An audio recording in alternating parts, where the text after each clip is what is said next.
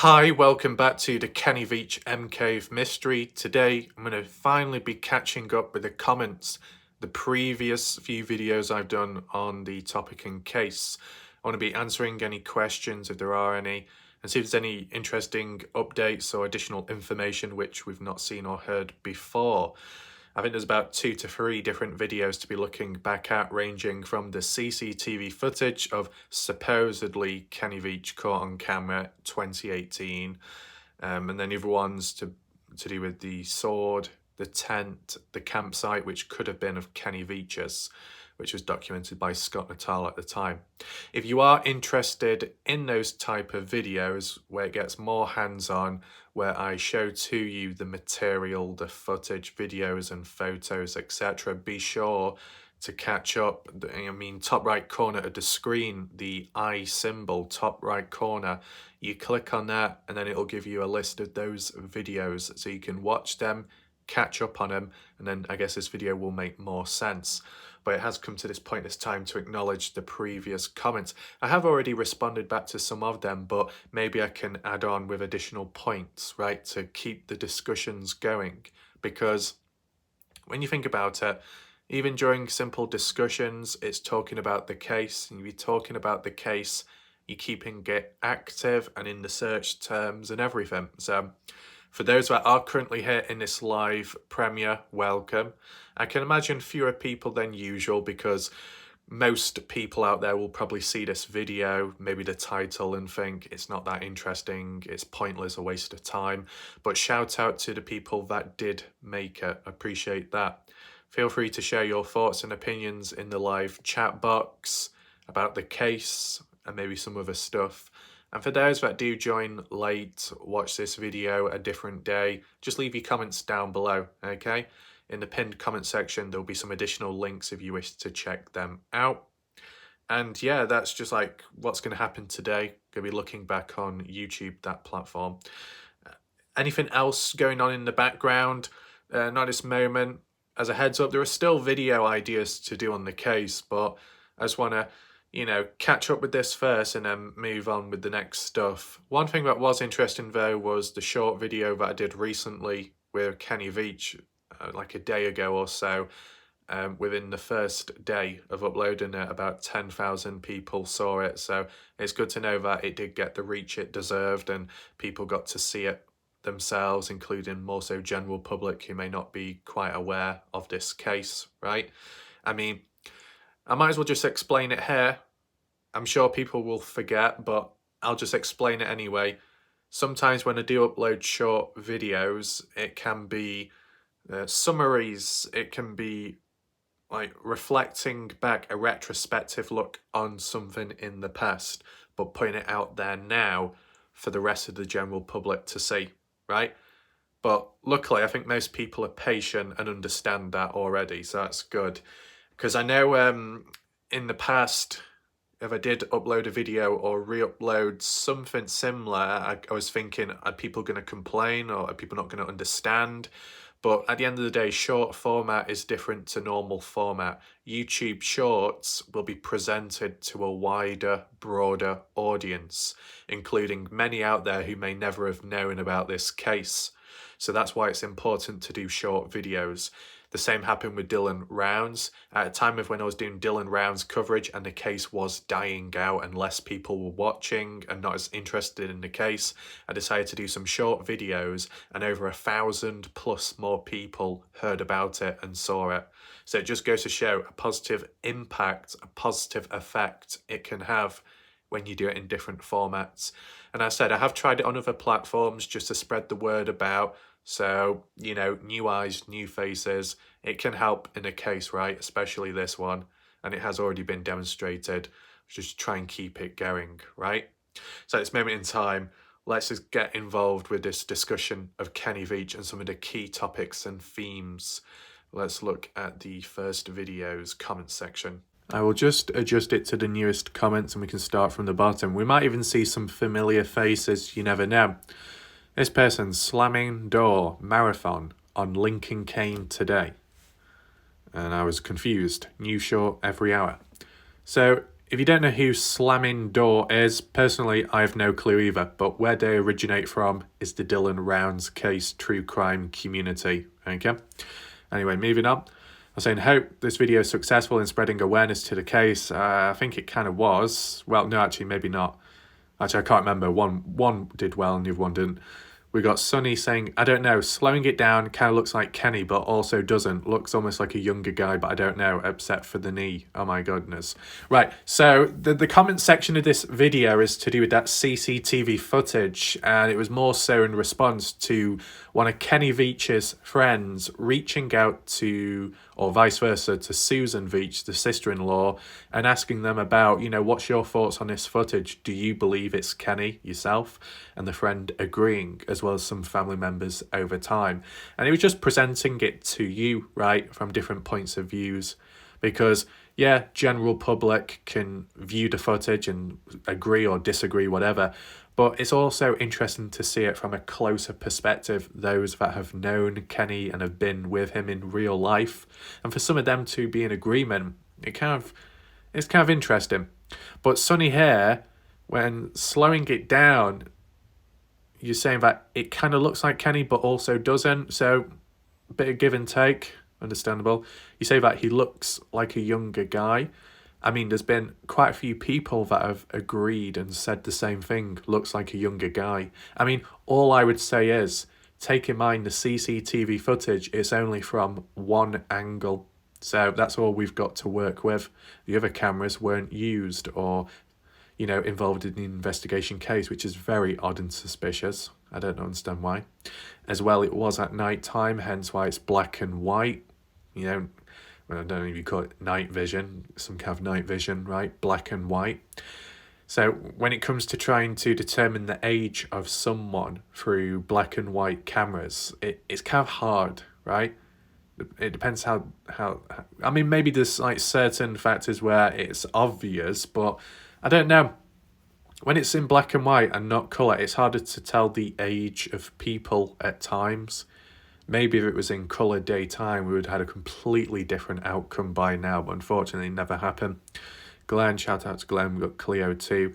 Kat saying, if you look closely, it doesn't even look like Kenny. Wonder how many people have gone missing out there. But the thing is, I actually did a side-by-side comparison, and it did look like Kenny. It's just that mathematically, presented by Jeff Clark from his point of view, in terms of the actual measurements, supposedly they don't, you know, tie in with Kenny's proportions. But as I've always said, visually, it looks like Kenny. There is evidence to suggest, you know, to highlight possibilities that he's still alive, at least up to a certain point, right? But as I say, even if the CCTV footage isn't good enough for some people out there, you've still got that 2022 phone call, you know? I mean, the only other thing that I've noticed, and it could differ, or it might just be my reality, is other times, elsewhere, other cases, other moments in life, whatever, you can find something and people might be in agreement. But then there's times when elsewhere on other platforms, let me just make that clear, I've found something, I've highlighted it, and everybody's been in denial or everybody has been against it. And I'm like, why is it so one against all, that type of scenario? I never understand that. It's such a pathetic situation to be in, right? With the YouTube community, I would say it's been pretty divided over time. A certain set of people strongly believe it's Kenny, and then the other set of people strongly believe it's not. Will we get any more evidence or footage, different points of views from that night of the break-in? Probably not. But basing it off the sister Debbie Veach, store owner of the place, and their reluctancy to follow up the investigation, kind of questionable. The cameras as well, the iPad being taken, no justice there. Yeah, a little bit odd. June, what does June say? It doesn't look like him to me. Did the store have an employee or an ex-employee who might fit this description? When he couldn't open the drawer, what was he going to do? Just leave? Is that all he was concerned with? Just getting into the drawer? If the family knows he is alive, why would they to break in? He wouldn't. But this is the thing, you know, If the family knows he's alive, why would they have to break in? Well, why would the family leave an iPad out charging with the cable still in and the iPad turned on, likely on the side of a countertop in the middle of the night and the store being closed? That's a health hazard. That's a risk. That could catch fire and burn the whole building down. You should never be leaving iPads, devices on overnight, especially when charged or plugged in. It seems as if that iPad was left there on the countertop just in time for the person to break in, right? Because this is the thing, the person that broke into that store, right, went round the counter, which is a normal thing to do, right? Because that's where you think the till will be, where the money is, right? The cash, whatever you want to call it, the currency, it tends to be behind the counter. Now, yeah, maybe most of the time when it comes to stores, they might take the money out and put it elsewhere for safety, but not all stores do that. So I guess the person that broke in initially thought, right, money behind the desk, let's try. Locked, oh well. And as soon as he walked around, I don't know if you know June, I don't know if you think that the person just left then. No. As the person was coming back round the counter, they climbed on top of the countertop and then took the iPad with them, right? And then left. So, got to take that into consideration. Susan Veach, the sister-in-law to Kenny Veach, responds, saying, don't you think if it was an employee, they would have turned him in? But turning your brother over to the police is a whole different thing. Yeah, covering for family, it can happen. Awesome Destroyer, nothing against you, but please learn how to spell description.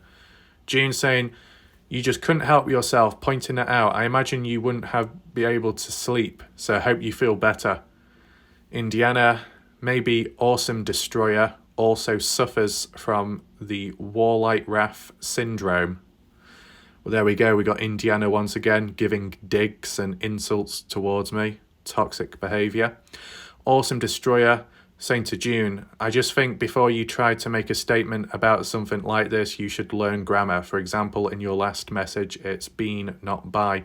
I mean, all in all, when it comes to Awesome Destroyer, besides, shout out to him for his super chats here and there in the past, in general, Awesome Destroyer doesn't always agree with me. You know, he has disagreed at times and strongly opinionated, which is normal and somewhat healthy. There's no issues there.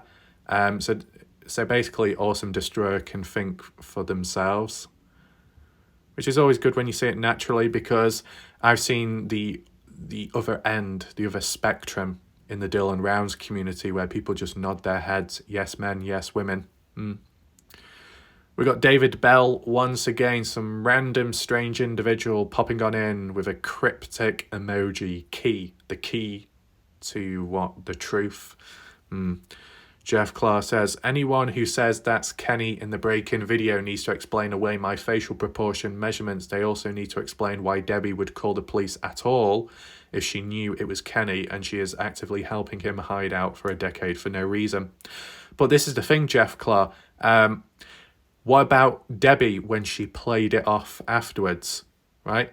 I mean, yeah, I can understand what you're saying, Jeff Clark, about if you know it was a certain family member, why would you call the police in the first place if you're going to protect and cover them?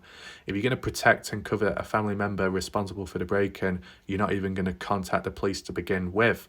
Okay then, but then my next question would be, with that in mind, why did Debbie Veach not want to, proceed onwards with the investigation any further? Why call them in the first place if you're not willing to go all in to get justice and to get the case resolved? Why go in halfway and then pull out afterwards? What's the point contacting them in the first place if you're not intending on getting anything done to begin with, right? Hopefully that makes sense. An iPad was stolen. Was it insured? I don't know. But this is the other thing, Jeff Clark. What about the whole dust, the orbs, the particles within the room? I think most of us can agree that it's probably dust particles, the room been unsettled, because of the person breaking in and the window being broken, so it can maybe let air in, it can disturb the dust within the building itself. But do you see how delusional the store owner Debbie Veach was in response to that part by saying it's not dust, it's the spirituality, it's the items within the store healing that negative energy, cleansing the place. I believe that that was a business strategy as like a form of proof to say, hey, look, this has been staged, but we're going to put a positive spin on it. A negative event happened, but look at this, a healing spiritual store aimed for cleansing away darkness and negative energy just so happened to do its job at a time of a negative event. And that's how the store owner portrayed it. Did it lead to a sale boost? I don't know. But did it make the news? Yes. Would people have heard about it? Yes. Would people have seen that CCTV footage? Yes. Would they have seen the interview of Debbie Veach talking about it? Yes. And when she also mentioned about it healing all the negativity away, that probably would have been enough to entice all the other spiritual people in the area to head on down and think, well, if those items do its job, we probably should buy them ourselves. I think it was a bit of a business strategy, right? One way or another. And, for not pursuing it any further when they had the chance is odd. The fact that no other cameras, even though they were outside of the building, weren't used or looked at were odd. The fact that the fingerprints weren't taken up and the excuse, oh, too many people at the counter contaminating it all. What a load of BS, because I can't remember exactly when it was reported, the break-in and stuff, was it the day after or the day after that, but they would have known soon enough, right?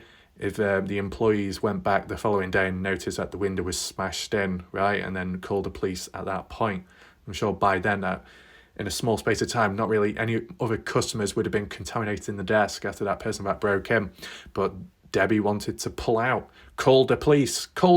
Oh, but you know what? I don't want to push it any further. What's the point getting them down in the first place then, right? It just seems a bit dodgy all over, right? What do we have here? Indiana saying Kenny Veach would have been about 51 years of age at the time of the break-in.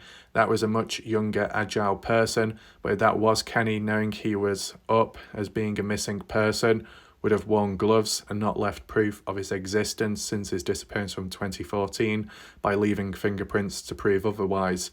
But even if he did leave fingerprints otherwise, weren't followed up by the police, weren't followed up by Debbie Veach either. The excuse, oh, too many people have been at the desk, customers, so we're not going to bother checking for prints.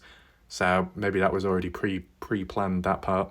And as for Kenny Veach himself, he doesn't look like a person that is prepared for most things. I mean, in terms of his actual hiking gear and equipment, lacking there as well as resources. So during a break-in, I can imagine his erraticness and the way he paces about, not always thinking things through clearly. Wouldn't surprise me. Indiana says also he'd be far more relaxed on looking around. This was a quick in and out grab, whatever you can break in, with him just picking up the iPad on the way out. If he wanted in any way to get in that drawer for any particle reason, he would have spent more time trying to get into it. As for him being Kenny, well, this is non-similar to yourself looking like a particle missing person who is now presumed dead. So there we go, we got Indiana with that little reference there. Error. Oh, isn't that unfortunate? Can't check the other responses out. Shame. Cleo says, doesn't look like Kenny up close. I'm just wondering, did Cleo think the other way previously and has done a U-turn all of a sudden? I wonder. I mean, this has happened in the Kenny Veach case overall, where 1 minute people are really fixed in with a certain thing and then they do a complete U-turn down the line. Now, I really only demonstrated that once, and then there was a lot of questioning and also backlash, but I at least documented the transformation with time, with the before and after video to do with the keyhole and the supposed reptilian creature peeking through the hole, if you remember. So it was like, saw it a certain way, and then months passed by, tried understanding it from other perspectives, other people that disagreed with it being an eye, and through psychological explanation, perception, depth, illusions, it made more sense by then, and I did provide a descriptive video, so at least there's that. Whereas many of the people out there over the course of time may have changed, but they've not really explained fully the change of it or the change of their thoughts. Sonny's saying, very interesting, I want to start looking into where he could be and what he could be doing if he's alive. We got Keith, shout out to Keith, saying, I'm still going with what I said years ago, that it's Kenny Veach, and he scammed us all, as did all supporting players. Someone questioned, why would Debbie Veach call the police if that was Kenny Veach? 2 words, cover up. If it walks like a duck, well, you know the rest. And even if he did commit suicide with his own semi-auto pistol, it would remain right where he pulled the trigger. I don't think it would have feet and mysteriously walk away by itself. The M cave, plausible, but only in the minds of the believers. Area 51, of course, exists for black projects, but really no physical proof of anything else. Mostly Hersage, Bob Lazar. As Jeff Clark say here, physical proof does exist when you can explain away the timestamps from my second hike out there. Let us know. As to the cover-up for the break-in video, the ultimate cover-up would have been not to call the cops at all. Seems obvious. But also, why did she pull out afterwards? Did she regret calling the police? I wonder. You know, I think the best way to summarise it, if you're covering for someone, you don't call the police. But if you want justice, then you do call the police. Debbie's in between that. Keith saying, please note, for fun only and nothing for anyone to get agitated about. Thanks for the reply, but I disagree. My version of physical proof differs from yours, obviously. I want to believe in little green men as much as the next guy, aliens. But until someone shows me a photo of one riding the Matterhorn at Disneyland wearing a t-shirt with the words, take me to your leader, I'll toss it on the conjecture pile. Cover-ups can take many different forms. Yours was one example, as was mine, and both could be completely wrong, unfounded. It's all up to the interpretation on what to believe. To use a well-worn phrase, the truth is out there, and I would ask Spock, but he's not available. Oh, that other guy. Captain Kirk just shrugged his shoulders. Wasn't the Roswell UFO incident simply a cover-up that went Orion took on a life of its own? For another military black project, please, if you have photos from the Roswell crash site or Area 51 or Grey drowning a cool libation at a local bar and a video of the M cave along with its mysterious vibrations, please post them so others can form their own opinions. Someone posted that the M cave was reconfigured by the always mysterious government officials. Then rocks far heavy, really not sure how they would do that without heavy equipment, let alone getting equipment to the site of the M cave without leaving evidence on the ground of moving the equipment or being seen doing it regardless of the nonsense. I wrote above, nobody, not me, not you, not 99.9999 of folk. No, the truth, it's all conjecture at this point. I need to follow up on leads at Wright Patterson, where once again someone on their deathbed said the Grey's lifeless body flown to regards. Right, the thing is, there's been recent activity near to the M cave hotspot, supposedly helicopter marks in the ground, so, you know, take that into consideration. All these long comments, right? Anyway, Jeff Clark says, whilst the photo timestamps I referenced do not prove aliens as you are looking for, they certainly are inexplicable in a normal human experience of a hike and a day. Whilst we cannot say that they was manipulated by aliens, military tech, or multidimensional time warps, we can certainly see that as proof of something that is beyond that we can explain and occurred along Kenny's hike route where he described similar issues such as vibration attack.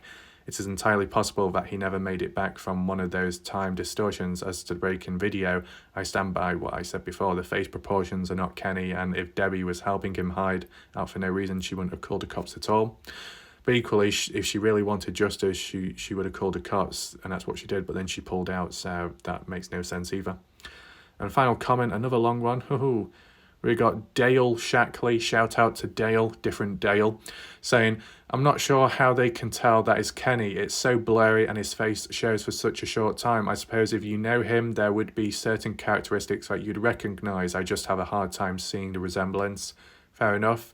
And that possibly why some of the family members and friends instantly were in agreement that it was Kenny, because they're so familiar with his specific body language, I guess. A few videos ago, a guy named Josh was talking about Kenny having an alias and that he knew what it was. I'd like to take a moment and call BS on that. He said that he knew Kenny is alive because there are active lawsuits filed against Kenny under his presumed name. However, a lawsuit has to be filed against a person using their legal name. Therefore, in order for a lawsuit against him to use his assumed name, Kenny would have had to have had his name changed legally. Obviously, if that happened, he would have been exposed immediately in court. Now, a suit could be filed against Kenny using the name Kenny Veach and then including and also known as, and then the alias. However, Josh says nothing of this. I think Josh, is just full of shit. Okay, fair enough. So, yeah, well worded, easy to read. Okay. So that's it for the discussion on the recent CCTV topic video. As I said, if you want to catch up on it, you want to see the receipts from Kenny Veach's old-time friend and what they had to say about it, be sure to click the I symbol top right corner of the screen and check that video out. Now, let's move on to the next video's comment section. Now we've jumped on to the next video, newest comments, start from the bottom, work our way up. There seems to be more comments here than the previous video, but we'll try and get through them. I think this is the one to do with the tent, the campsite, the comparison video, right? Scott Natal's channel there is a shout out to Scott Natal for his searches out there and documenting it, provided credit. Cleo says, Scotty, interesting, he's funny, little daredevil on a clip I've seen. I can't take it no more. I need to go down there. Wow, he went down the hole. Kenny was afraid to go down. So when Cleo says the hole, she is referring to the mine shaft, the vertical mine shaft. Now, Search and Rescue didn't go down there. They sent a camera down there in 2014, so they were kind of limited. Jeff Clark did go down in 2017. It's questionable whether anyone before Jeff Clark went down there or not because of the whole Crystal Skull situation. But Jeff Clark went down there with like a safety rope and documented the Crystal Skull unknowingly at the time. After that point in 2018, a group of guys went down there, mentioned nothing about a Crystal Skull, but they were the ones that broke part of the ladder and some of the bars or something when they went down there and owned up in 2021 years later. Then in 2019, I don't know if much happened then. I know Sean Horlacher went out there, but he didn't really focus on the mine shaft much. But then in 2021, that's when Scott Natal came in, was a bit more hands-on himself. I mean, I think in 2020, really Robin went out there, but like 1 or 2 times, and it was down different canyons and not actually at Pitcher Canyon. So I don't know if he ever did it properly, the hike route or not, but he just recorded other areas, which some have not been found to this day, which is a bit weird. I mean, it just depends how you look at it when reflecting back in general, right? I mean, maybe I can do a poll sometime. I don't know if it'll cause any trouble. I don't know if there'll be a copyright claim, but just to spread the awareness, and I'll do a poll as well, maybe in the YouTube section about Really Robin's hike, if anyone's interested in it. I mean, if there were any copyright claims, I understand I'll take the video down in advance just to avoid issues there, but it could also highlight resistance from others as well, as you know, so there's always a catch. But we'll do a poll regarding that on my channel page someday and see what people have to say, because I do have the full video. Well, I think I do still. It was originally deleted, then re-uploaded by another random channel claiming to be Really Robin, whether it was the real one or not. But I don't think the reach of that video has done well. So if I could, spread awareness of it, still give credit to the original channel out of interest, maybe we can work around it. We'll see. Right, so this person edits. What is Kenny Veach's channel name? Snakebit McGee. I provided you the link and I think you found it. Okay, Snakebit McGee. If anyone's interested, it's still there. I mean, I think if you just type in MK, it'll probably come up, right? Cleo, very interesting. Thank you, you're welcome. Glenn, I always felt that it got glossed over the tent. That very well could have been the same tent bag. Okay, fair enough. Yeah, you know what, I do agree, Glenn, that it was glossed over. It was kind of a meh moment. What about that other time, Glenn? I don't know if you remember, Jeff Clark, do you remember when that other YouTuber on their channel casually mentioned that when they went out there hiking, they actually found a backpack, but just left it as it was, and it could have been Kenny Veach's. And then a few random people commented on my channel about it, and then I eventually found that channel. I can't remember the name now, but at the time I went over and asked questions saying, you know, Kenny Veach, could it have been Kenny Veach's? And they were like, well, yeah, maybe, but never retrieved. Nothing happened. Does anyone remember that? The backpack found by another hiker YouTube channel out there. And I don't think they were looking for Kenny or the MK either. They just came across it. But I guess that's long lost by now, which is unfortunate. But at least with the sword intent that was documented by Scott Natal, there's no harm in reflecting back on it to constantly spread awareness of it, because these are very key important findings. And partially one of the reasons why it's been glossed over, as Glenn states here, is because it just doesn't always get the right attention or traction, you know, from the general public. The people present at that time and now, yes, they hear, they see it, they watch, but as for the majority of the human race out there, they probably don't see these videos, and they're very important, you know, whether it be from my perspective or Scott Natal's. It's kind of unfortunate. We got Namis saying, when you see that little white tag piece on the tent bag, it's similar to the one on Kenny's back, okay, in the picture of him from 2013. We've discussed this tent situation a long time ago. I wonder what happened to the sword. I can't remember.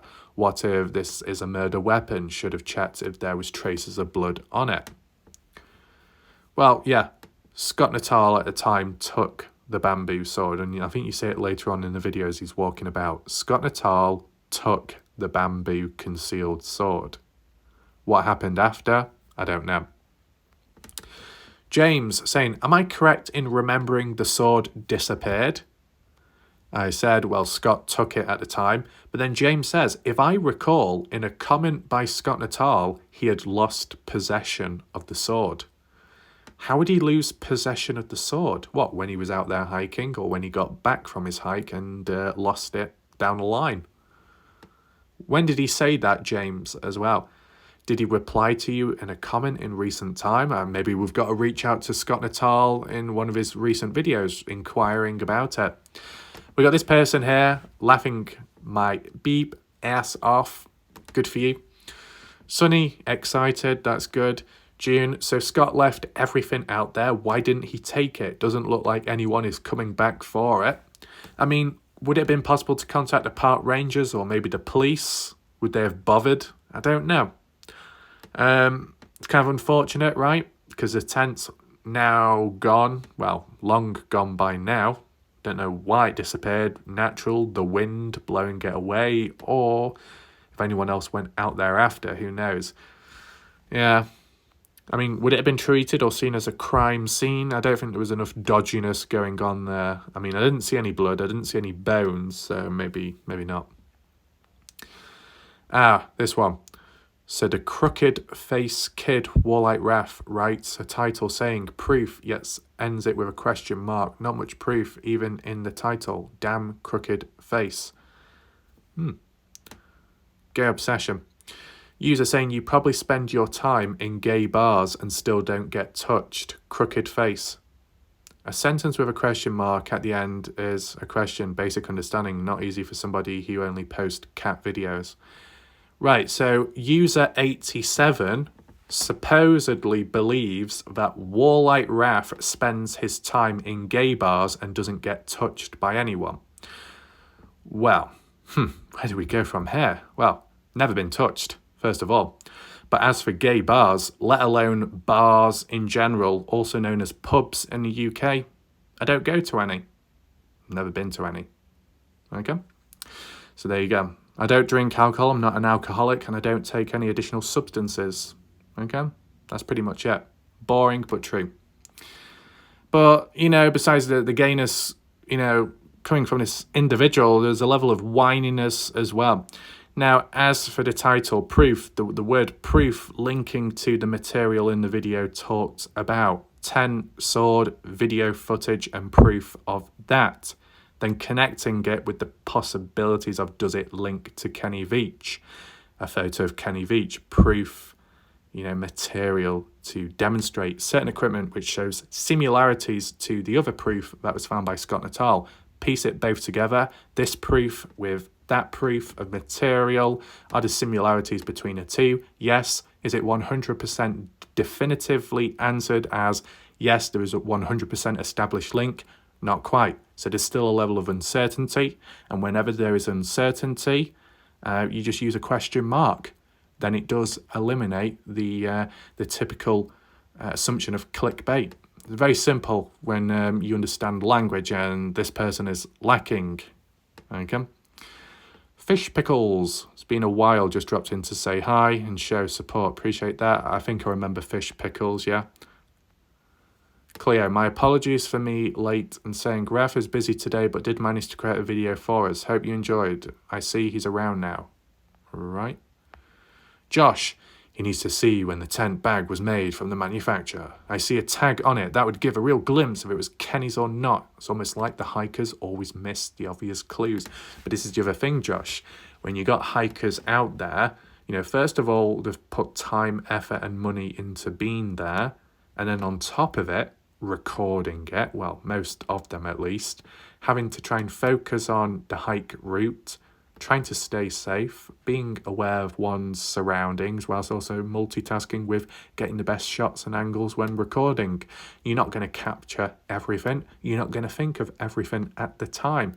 Just one of those things. There's more important stuff going on besides recording or documenting key evidence out there, and that is keeping safe. That's the first most important thing when you're out there. Sure, you're looking for a missing person or a cave. Yes, you may be trying to look for evidence and key hints, whether you find it or not, but still, your own safety comes first. And that's why all these other hikers that have been out there have also returned back safe, because they've been focused and they've tried to multitask. And most of them have done quite well at it, right? So you can't expect everything from them. This is why it's important for the general public, the viewers that watch these hike videos, as the contributing, complementing factor with the hikers that have gone out there. The hikers do their thing and record it, but they aren't fully aware or unknowingly recording something which could be of interest down the line, which is then acknowledged by the general public online that watch the video and meticulously analyse it and rewind it back. So one thing complements another, simple as. Cleo, congrats on 9,000 subscribers. Appreciate that. That's all good. And we're still at 9,000 and counting. So just try and keep moving forwards. It would be really good to get to 10,000. Just because visually it looks better. 10,000, getting to like the double figures and stuff, right? Smooth Fishing saying, I don't believe the tent nor the walking stick sword, because Kenny would have never carried a heavy walking stick like that, and we would have no need for a sword because he carried a handgun, but it's still all weird for sure. Yeah, see, this is the thing. The only other factor which applied to Kenny Veach, sword possibly, is to do with Kenny Veach and his involvement in the past. Was it with the how do you say it? Renaissance? I can't say it. Some kind of fair, some kind of medieval in the past type convention, Renaissance, I think that's how you say it, where Kenny attended dressed in certain clothing from the past and even had swords with him, something to do with combat. I don't know if it aligns with the correct swords and stuff, but he's been involved in that type of stuff in the past. I did do a video on it back then. I don't know if you remember. I think Susan Veach may have corrected the odd thing. I can't remember though, because it was done a while ago. Sure, I mean, Kenny Veach supposedly did take the firearm with him, as the girlfriend reported. I mean, one thing we're not really questioned is there any possibility that Kenny Veach didn't take his firearm or dropped it elsewhere? You know, and it's just not been found, I wonder. This person, South, Veach offed himself in the hills, case closed. Do you have proof of that, though? Okay, you got the vehicle out there, and the phone, and the coins. So that suggests he went out there, yes. But does it prove that he's been found out there dead? No. No blood, no remains, no bones, no additional clothing, material, nothing. So I'm going to say no material, nothing like that, confirmed to be Kenny Veach 100% definitively speaking, right? The tent and sword is still up for debate with time, okay? Take that into mind. But yeah, You just don't have the proof of the suicide theory.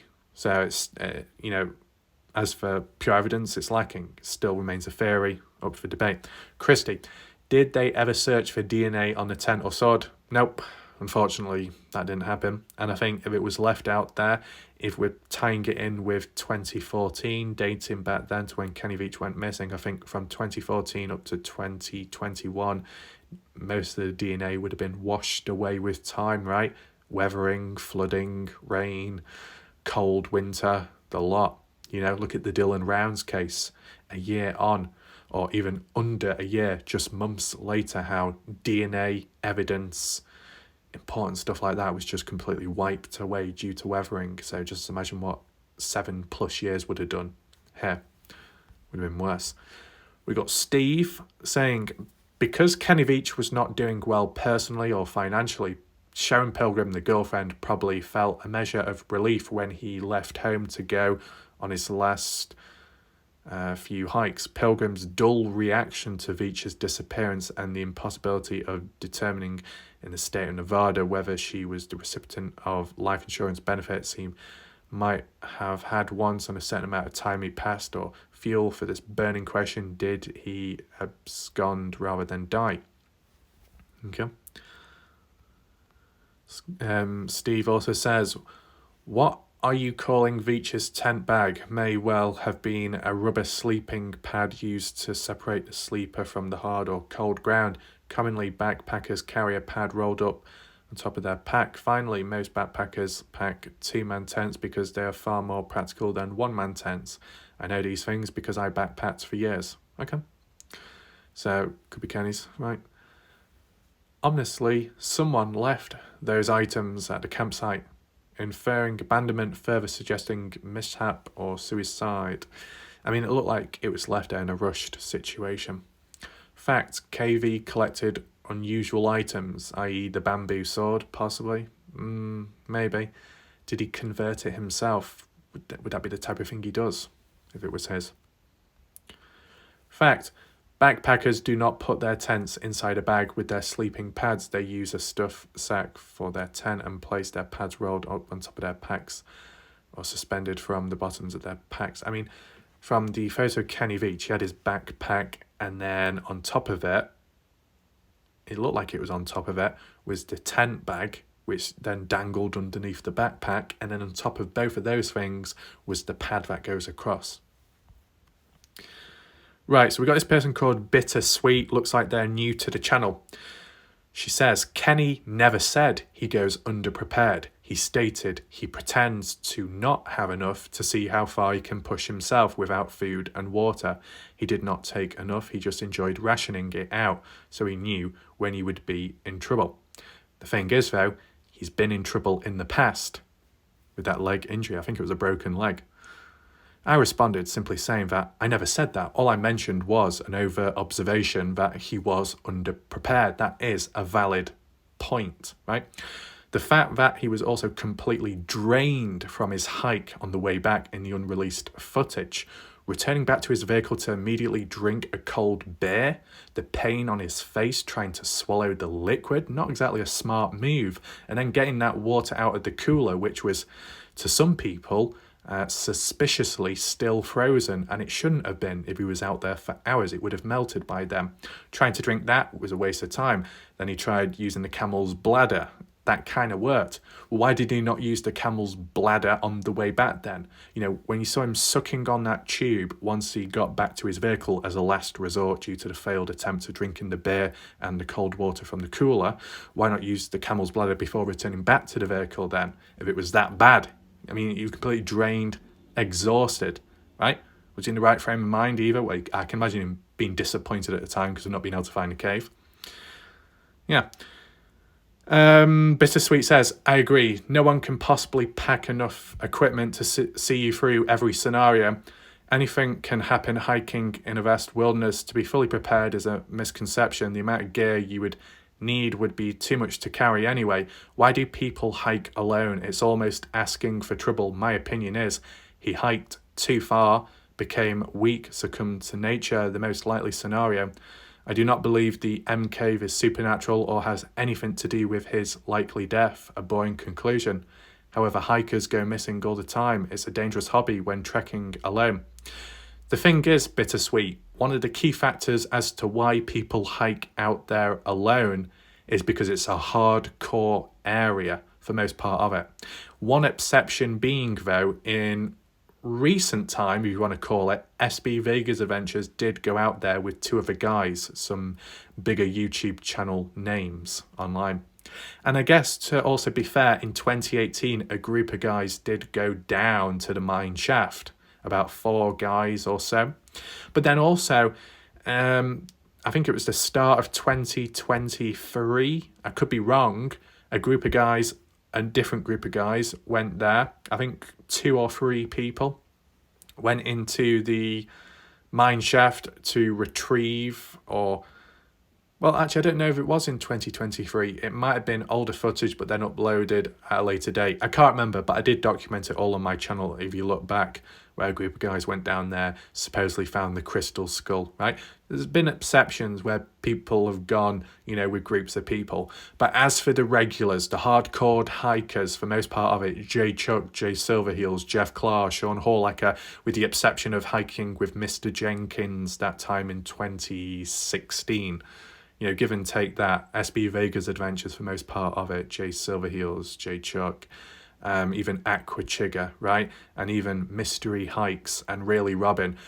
Most of them, most of the time, have gone solo, maybe because nobody else was prepared already at the time, because it is a demanding place, the distance, the time, the cost of it, the dangers, hardcore hike, hardcore people that are very passionate about the case, searching for Kenny or M Cave, right place, right time. There's many different factors to take in mind. And someone like Kenny Veach, depends who he was around, right? Okay, Sharon Pilgrim, Kenny said, or the way it's been portrayed elsewhere by stories and articles, that Kenny went on many hikes with Sharon Pilgrim. Take in mind, Sharon Pilgrim was 17 years older than Kenny Veach. 17-year age gap. So they would have been only able to do so much hiking out there. Definitely not the complete off-road extreme type terrain, right? Sometimes when it comes to an extreme job or an extreme scenario, it might only be suited for just one person at that time, hence why they go solo. But besides Kenny Veach, all the other people that have gone out trying to look, at least one's on YouTube, they've all come back somewhat safe. Some reported being stalked in the dark, such as Scott Natal and more so Sean Horlacker, his experience. But besides that, they have returned back. So got to take that into mind. Anything else to acknowledge here? I mean, you say that, you can never be fully prepared, it just wouldn't be practical that way. But this is the thing, right? Take in mind that, as I said, besides Kenny Veach, all the other people that have gone out there, they've gone out there with more equipment than Kenny Veach, and they also returned back as well. Most, or a fair few of them, had the firearms with them, right? Look at SB Vegas Adventures. He's the best example because you saw how he dresses. His attire is appropriate with the terrain, the weathering. He's even got a radio with him, and I think maybe a GPS possibly, or that might have been Jay Chuck. Kenny Veach didn't have those key items, so if he did get hurt or injured, how could he reach out to anyone? It'd be kind of difficult, right? So you've got to take these extra factors and elements in. I mean, there's always those exceptions. Jay Chuck, maybe, well, I don't know about the water and resources, that part there, but when Jay Chuck went out there camping, he didn't even take a tent with him. He slept underground, managed, and covered more distance as well. So, these little factors can play a massive role. Anything else? Bittersweet, when you have spare time, feel free to check these videos out that I made. Bittersweet did respond back to the 2022 call made, and she was basically kind of in denial. Didn't quite agree.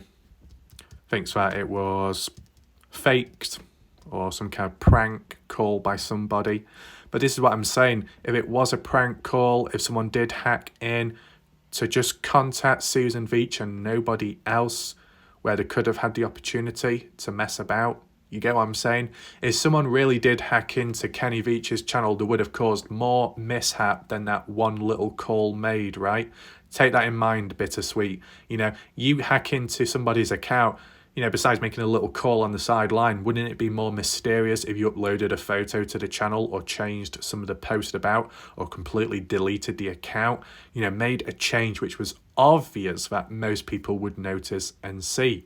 Because besides Susan Veach, nobody else would have noticed or known about that call made because it was a private call in the DMs, right, to one of their Veach family related members. Take this in mind, Bittersweet, and it can apply to others out there. When Susan Veach tried calling back several times, several attempts made, eventually, you know what happened? There was a notification saying this user will be notified upon installing Facebook Messenger app. What that goes to mean and explains that at the time of when the call was made, whoever it was, more so Kenny or somebody else, if you want to look at it that way, they had Facebook Messenger installed at the time when the call was made, 22nd of November 2022, I think it was. But then fast forward into early January, February, at that point, that's when suddenly the app on that phone of Kenny Veach's Facebook account was manually uninstalled.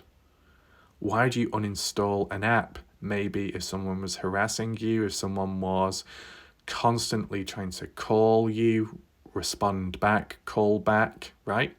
Well, why not just block that person, block that number? Well, if you block someone, it's a clear response back, right? That it seems as if you're hiding from that person that's trying to call back after the missed call.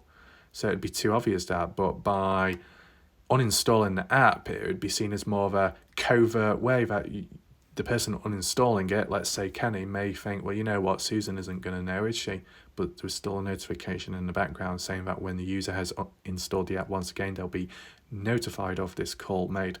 So maybe the person didn't think it through completely. Anyway, moving on. Barbara saying, was any DNA testing done? Unfortunately, no. That's a shame. We got this guy here saying, I've said this before, I'm not sure if caves are M-shaped, I guess could be in certain light, but in AAF it is known of many caves or tunnels leading to the so-called Area 51 base. They used existing and added to the old mines for the use of air vents, fire exit. They had a meeting area which leads onto a tunnel for small vehicles, then another waiting area leading to a single tunnel, one person wide, and eventually a door like in Submarine to a rock that can be opened, and to the cave to the outside would be at least 3 doors, now not used, so rusty. So how does a bloke from Yorkshire know this? Okay, I'm a delivery driver.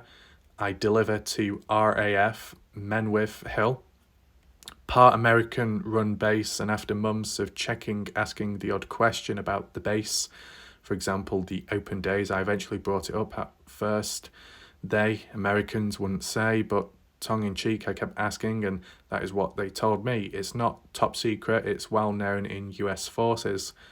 Now, the bit I'm not sure of is if someone did, let's say, get in or too close, they are warned or paid off or detained up to 12 months, and they say soft torture to break you. If you still persist, then it would be a one-way ticket to the middle of the desert and left with no water or food. So who knows, but makes sense. Well, thanks for sharing that comment. Interesting to read. Just remember Mac Adventures, father and son travelling across the US on their bikes, touring about, and then they got involved with Area 51 exploration, going up to all the different gates and entranceways, and even crossing over the line, getting in trouble with the military, caught on camera, and then after that going completely silent for about, 7 to 12 months, and then returning back, at least the son, doing a video, changed in behaviour, not wanting to be a part of the channel or talking about Area 51 anymore, complete change in behaviour. And when Iwu crew investigated, Emma and the father of her ended up, asking questions and figuring it out. It came to some kind of conclusion that they were detained for a certain set amount of months because they got in trouble with the military. Could that have happened with Kenny Veach as well? Maybe. Last comment on here, Nancy, shout out to Nancy. About the sword, I don't think it's a walking stick or cane. I think it's a Japanese sword. I'm a huge fan of Forged in Fire on History Channel, and the first channel I subscribed to on YouTube was the blacksmith Alec Steele. Now Scott didn't really show the sword much, but it looks like a Japanese sword with a bamboo sheath. Katana have been on the show more than once, and there are other Japanese swords we don't really get enough a look. Okay, yeah, I get that. Yeah, I've seen those like bamboo style katanas. Yeah, maybe the blade was exposed more, we'd be able to see it better, whether it was curved or not, or straight. Did it have those patterns on like the katanas have or not? Unfortunately, we never got to that, but maybe if you ask Scott Natal on his channel, he might be able to explain that to you. As for Forged in Fire, yes, I did watch it at a point in time. It was really good. And you had the guy called Doug as well. Was it Doug Machado or something? The guy that kept saying, it will kill, it will cut. Yeah, it was a good show. Still on now, I guess. Right, so that's it for the comments there. Let's get on to the final video and check up on the comments there as well. I don't know if it'll be as long or not. Well, here we are, final one, and this is in response to the comments of the map analysis location reveal of this sword and tent, as well as the cave Kenny was afraid of. Start from the bottom, newest, working up. So first I said, hopefully the video helps people who are new to the case. This guy, Mr. saying, yeah, well, that's good to know as we go along. This guy, play gamer, good job, or GG, appreciate that. Glenn, shout out to Glenn, Cleo as well, you're welcome. Mohandali, this N-word, dumb. Don't be hard on yourself. You'll get there eventually. Your profile picture looks a bit immature, but there we go. We got Glasgow. What ya doing? Okay, so he says, I remember watching Aquachiga and he was out searching for Kenny Veach. He came across a small wall built from desert rubble. It was more like a curved wind shelter with a space around head height missing like a lookout or a space for a camera or a rifle. I've often wondered about it, and when watching your Kenny Veach content, it was very weird. Interesting comment that, Glasgow, because I do remember that. Smooth Fishing says, I also remember that video that Aquachiga did, and that wall you were talking about, someone spent a lot of time building that little wall or a lookout of some sort. Always wondered if it was related to Kenny. Would be good to see the location on the map. Yeah. Do we have the location of it? I mean, SB Vega's Adventures, are you aware of this location by Aquachiga? I mean, this is the thing, and I'm sure I saw one of SB Vega's Adventures videos in recent time, whether it be an old one or a new one, and I saw in the comment section people were commenting saying that either the location that SB went to at some point during a hike for the M Cave and Kenny, but it looked very similar to the area Aquachiga was in the past, with the stone wall, that little outpost. I don't know if that's what people were claiming or pointing out. Unless, if it's not that, maybe the comments were aiming more towards the possibilities that what SB Vega's Adventures came across in his own videos was similar to that of Frank from Exploring Abandoned Mines and Unusual Places, that other cave with the Area 51 sign within. I'm not sure which one it is, but it's one of the two at least. Glasgow says, I have never understood why the search ended, the original Search and Rescue 2014, just because his scent dropped. The fact his scent completely drops middle of the desert would be the first of many reasons to keep searching if Kenny has come to harm and met his further death. Then I think he's gone, maybe enough. Okay, yeah, fair enough. Josh says, because he left his phone at the mine as a marker so people only searched the desert and not the fact he left the desert alive. Kenny was lazy and a slob with his magic trick. Smooth Fishing, the reason the scent dropped off because he walked so far and then backtracked where he just walked and then had someone pick him up where his car was at, and that's what I believe is the scent dropping off. Either that or UFO beamed him up. You never know. But yeah, tracking back on yourself, could explain why it doesn't go any further. Or getting picked up by someone or something in that spot near the mine shaft is another possibility. And then the final possibility could be that he may have gone on further, but because of the delay in when he was reported missing and then when the search and rescue finally went out there, maybe the scent wore off with time, right? Seen it with the Dylan Rounds case. This guy called Jeff, the other Jeff, saying, so the tent and sword were found 2 years ago and Kenny went missing in 2014, so about 7 years. I think the tent would have been much more deteriorated than the one shown, but I could be wrong. Anyway, my opinion is that he faked his death and he's still alive. Fair enough. I mean, does anyone else think or feel that the tent and sword would have been more worn down over time? Let me know. Maybe more so the tent. But this is the thing, and I don't know if it does apply entirely, but because of where the tent was, in that small, crammed area protected by the rocks and the shade, could it have been protected slightly, preserved better? I'm not sure. And if not that, you know, at the end of the day, if people strongly believe it's not to do with Kenny, isn't it weird though how a tent was out there in the middle of nowhere, considering it's such a desolate place and we've not heard anyone else of camping in the area, right? Kind of creepy. Joker saying, has anyone been able to check the sign in books to see if Kenny was there on exact days? It might show the hikers and maybe Eric the hiker. Oh yeah, that guy.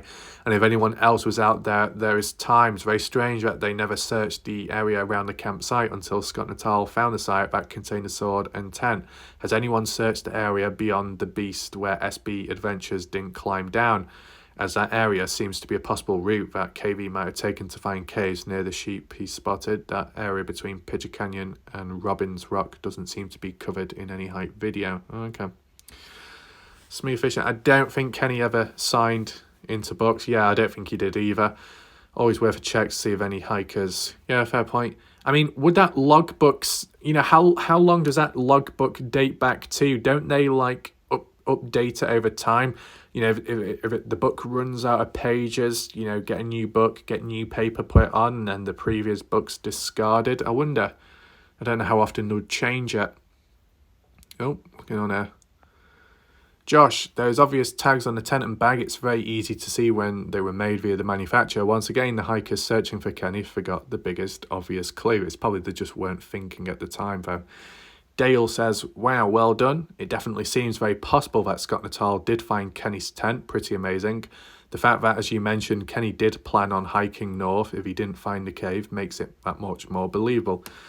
So I appreciate that, and I'm glad you picked it up, the heading north idea, because it's in the same direction, so that's good to know.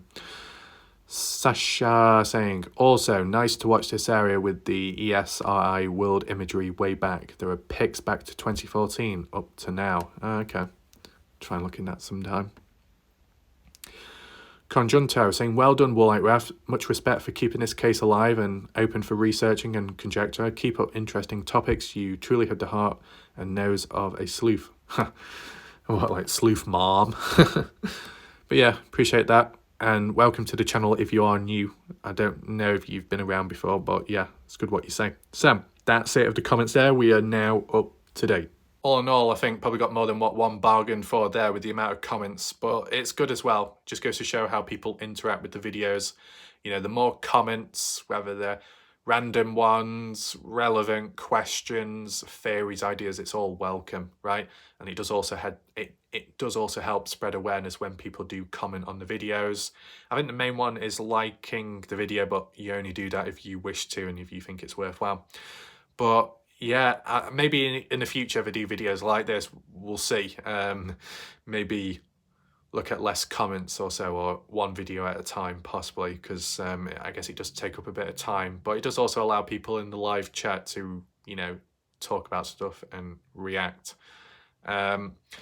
If in the future, because I'm always experimenting and changing, I might even just revert back to simply responding to the comments only in the videos themselves in the comment section, because that works as well. I guess with the Dylan Rounds case, there wasn't as many comments to get through, so it was a bit more manageable. I think with the Dylan Rounds case, the most comments in a singular video may have been about 50, 52. But I think today we've got through over 100 comments or so that's kind of interesting that. But all in all, hopefully you enjoyed the video and maybe some new discussions have come out from this or different perspectives. Feel free to catch up on the previous videos as said if you've missed out on them. Top right corner of the screen, click on that eye symbol and you'll be able to find those videos and playlist as well. Thanks for watching. I'll see you next time, whatever that is about. And yeah, goodbye, good night for now.